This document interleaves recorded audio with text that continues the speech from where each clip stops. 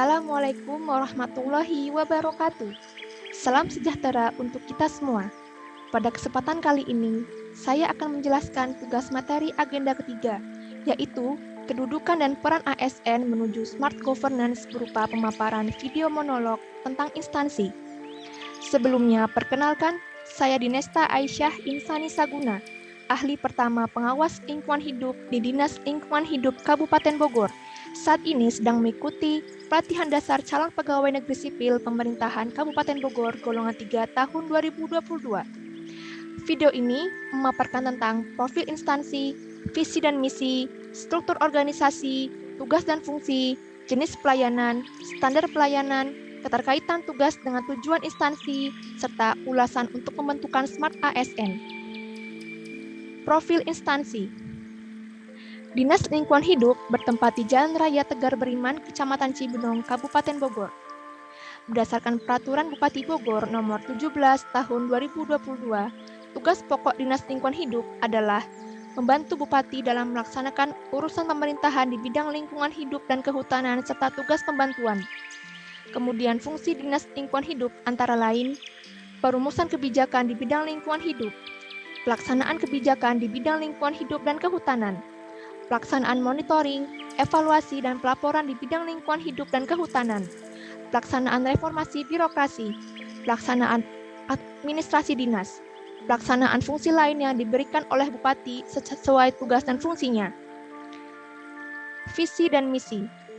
Visi dan misi Dinas Lingkungan Hidup mengadopsi visi dan misi Kabupaten Bogor. Kabupaten Bogor memiliki visi terwujudnya Kabupaten Bogor termaju, nyaman, dan berkeadaban. Sementara itu, misi Kabupaten Bogor antara lain mewujudkan masyarakat yang berkualitas, mewujudkan perekonomian daerah yang berdaya saing dan berkelanjutan, mewujudkan tata kelola pemerintah daerah yang baik, mewujudkan pembangunan daerah yang merata, berkeadilan, dan berkelanjutan, mewujudkan kesolehan sosial. Dinas Lingkungan Hidup Kabupaten Bogor mengemban misi keempat, yaitu mewujudkan pembangunan daerah yang merata, berkeadilan, dan berkelanjutan, sehingga didapatkan isu strategis berupa peningkatan kualitas lingkungan hidup yang berkelanjutan. Struktur organisasi.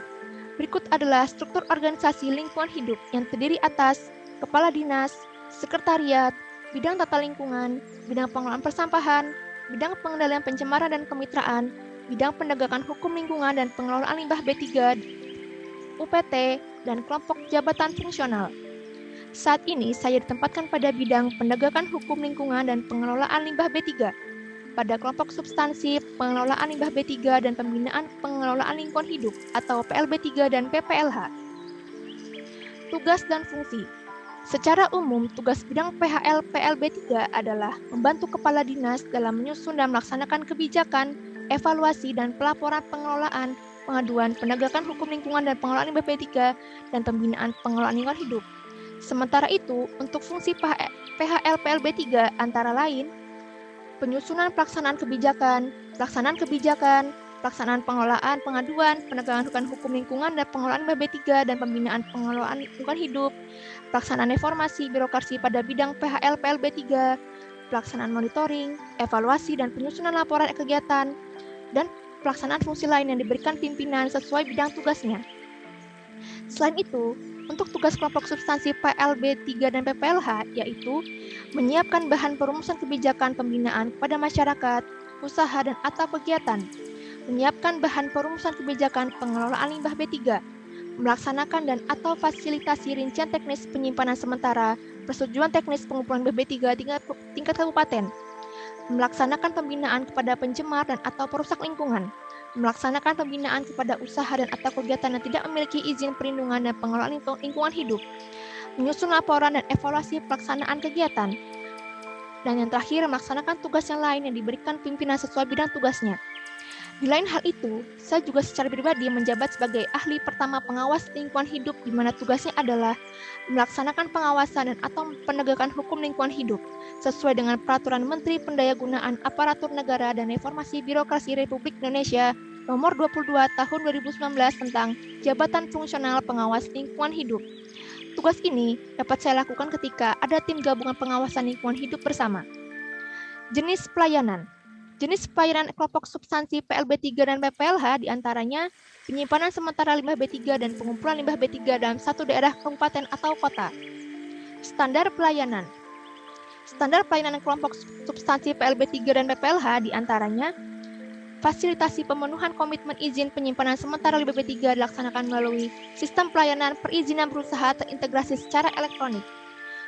Koordinasi dan sinkronisasi pengelolaan limbah B3 dengan pemerintah provinsi dalam rangka pengangkutan, pemanfaatan, pengolahan, dan atau penimbunan.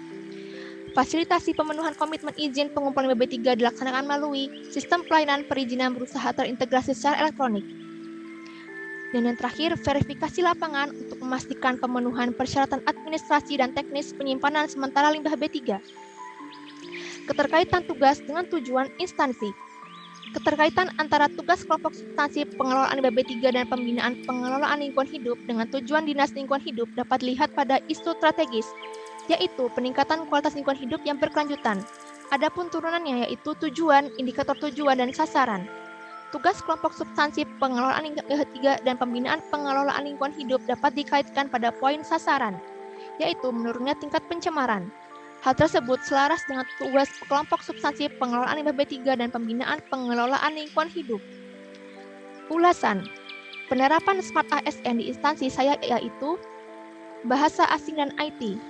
Hal ini karena referensi perkembangan ilmu pengelolaan limbah B3 beberapa menggunakan bahasa asing, sehingga sangat diperlukan kecakapan dalam bahasa asing agar memudahkan dalam membaca literatur asing.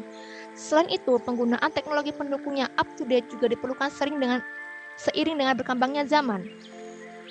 Networking. Hal ini karena pengelolaan limbah B3 melibatkan banyak aktor sehingga kemampuan networking dalam komunikasi sangatlah dibutuhkan. Berwawasan global. Seseorang pengawas lingkungan hidup maupun pelaksana pengelolaan limbah B3 dituntut untuk peka terhadap isu-isu global terkait lingkungan yang dinamis. Terima kasih telah menonton video saya. Kurang lebihnya saya mohon maaf. Wassalamualaikum warahmatullahi wabarakatuh.